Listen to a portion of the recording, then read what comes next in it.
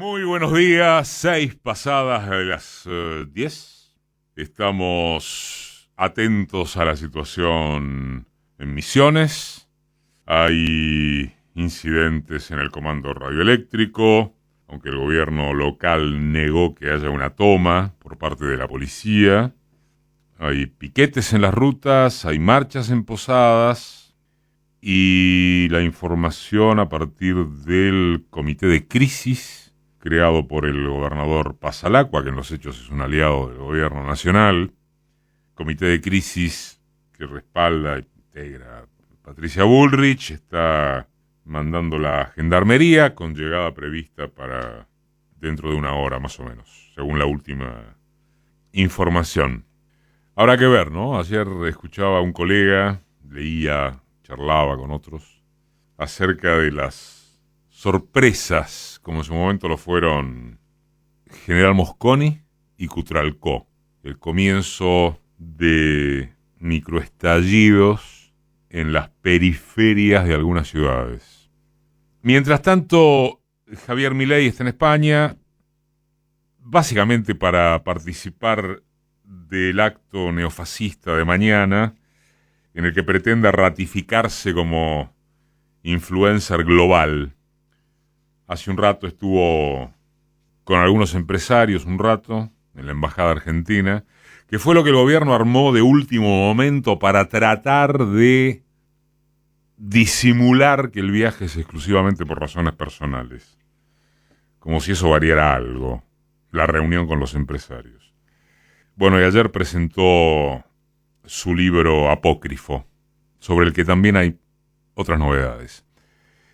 Milei se fue a Madrid con el índice de precios de abril, que sus voceros califican como el certificado mortuorio de la inflación, y la verdad es que parece no preocuparle en lo más mínimo que el resto de los indicadores económicos muestren un país o al decisivo AMBA, o en definitiva, un futuro generalizado, donde la imagen dominante es hiperrecesión. Estaba chequeando unos datos que, sin ir más lejos, están publicados ahora en La Nación. Es más, hasta hace un rato estaba de cabeza en La Nación, que según los datos del Sistema Previsional Integrado Argentino, el SIPA, desde Milei hay 63.000 trabajadores menos en el sector privado formal. Y según la última encuesta de indicadores laborales de la Secretaría de Trabajo, son alrededor de 100.000 los empleados registrados menos desde diciembre. Para el chicaneo, válido, pero en alguna medida menor, queda que el presidente se fue otra vez de viaje al exterior, pagado con la nuestra, como les gusta decir a ellos, a fines exclusivamente personales. No se junta con ningún par, no se junta con actores influyentes del poder real, no se junta con nadie que no constituya un coro de comediantes. Y ya que hablábamos de Misiones, en lo que va de su mandato tampoco visitó alguna provincia con el intento de dibujar, aunque más no fuere, una idea, una sola, ligada a proyectos de desarrollo regional, por ejemplo. Milei ni siquiera está recluido en su despacho. Vive encerrado en X. Y en estos viajes masturbatorios que se pagan con la tuya, como les gusta decir a ellos.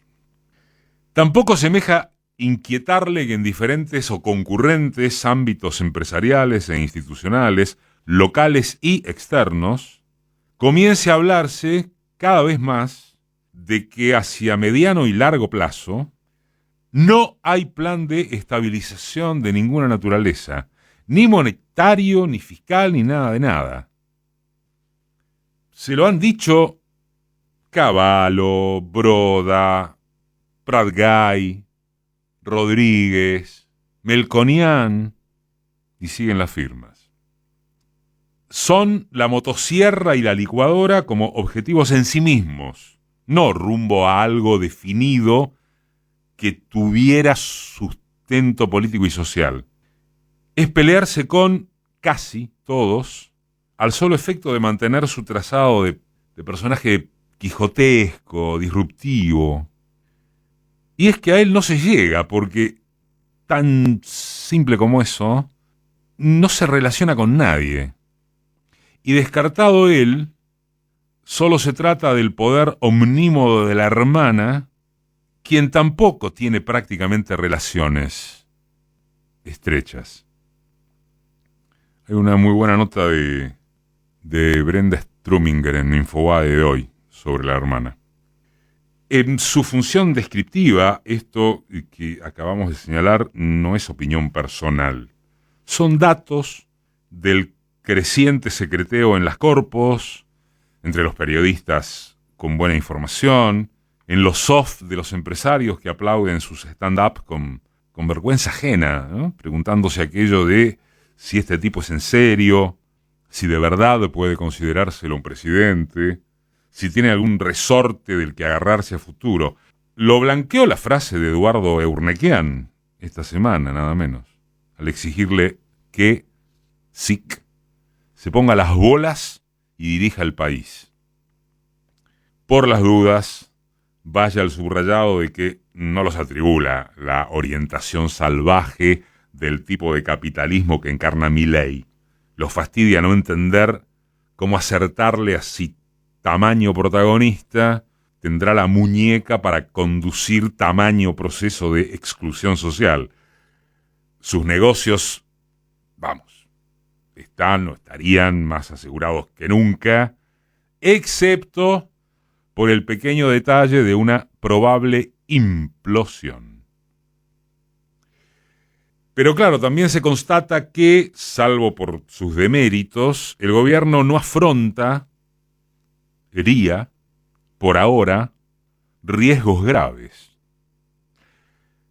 Vamos a decirlo de otro modo, no ya referido a la persona o personaje de Milei, sino a la estructura de un modelo meramente extractivista, en sus términos rematadores de recursos naturales a manos de un puñado de corporaciones, el RIGI, por caso, pérdida de derechos laborales a como dé lugar, y en síntesis, entiéndase, latinoamericanización de la Argentina. Entonces, ¿hay algo que amenace por izquierda al modelo ese? No, absolutamente nada. Y por eso se habla, en cualquier esfera política de actores con peso, de dos únicas opciones a la vista: el asentamiento de esta derecha brutal o una salida de extremo centro. Sugerimos prestar atención a los gestos de Axel Kicillof con Maximiliano Puyaro, con incluso el gobernador de Chubut y demás. Si la semana pasada citábamos dos realidades que chocan en forma irremediable, al cabo de esta debiéramos hacerlo sobre la profundización de ese encontronazo entre el mundo paralelo de Milei y el de la economía real. Por un lado, el oficialismo festeja esa desaceleración inflacionaria que alguien se cree, o mejor dicho, alguien la siente, siendo que la plata alcanza cada día menos para la mayoría de la población. ¿Cuál es la pregunta madre? ¿Lo que se percibe en el bolsillo o lo que se quiere creer? Y en las dos respuestas, ¿cuánto dura? Después El oficialismo tiene la cara llena de dedos y es por las incógnitas y peligros que correría su ley bases. El debate en el Senado, para quien revele cierto interés republicano, es muchísimo más rico que lo ocurrido en diputados. En diputados, con las excepciones que correspondan, salió por un tubo, una vergüenza. Por lo pronto, el pacto de mayo no llegará al sol del 25 y Guillermo Franco ya reconoció que será mejor buscar otra fecha simbólica. En una de esas, dijo el ministro, podría ser el 20 de junio en el Monumento a la Bandera. Ojo, porque Rosario no es lo mismo que Córdoba. También se suman pruebas e indicios de internas feroces en el gabinete acerca de las que no tiene mayor sentido abundar. Siempre acaban en lo que les parezca a los hermanos presidenciales. Y siempre con el acertijo de cuánto les opera en contra Victoria Villarruel, quien jamás, ni en sus gestos, ni en sus declaraciones, se preocupa por desmentir que tiene juego propio. Y asimismo, Mauricio Macri asumió la presidencia formal del PRO, al que Milei ya se fumó. En un país con las características políticas de este, nunca se sabe, pero a lectura de hoy, y refutando todos los pronósticos, la derecha, no partidaria, más bien comandante, es solitariamente la libertarista. Es correcto hablar de macrimileísmo, nos parece, en su sentido ideológico, y de trapisondas favorecidas por el Estado, pero no en el de cuál es la fuerza que encabeza las expectativas sociales.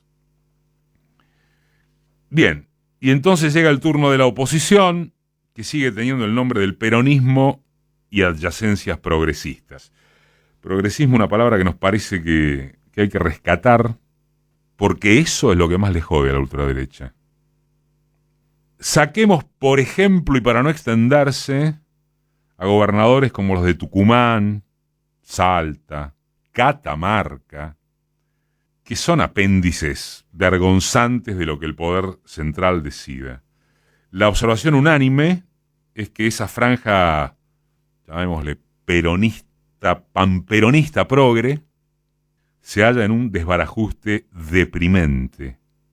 Cierto, pero ¿qué es, buscando exactitud, lo que los divide o desconcierta? ¿Qué es?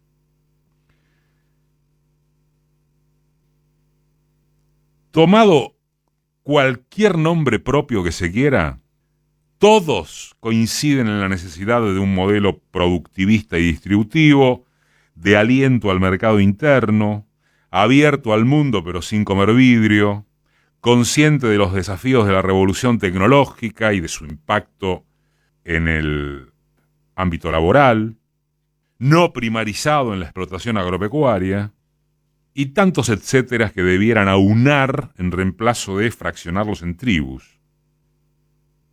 ¿Hay alguna respuesta frente a este desmembramiento que no sea la lucha de apetitos personales?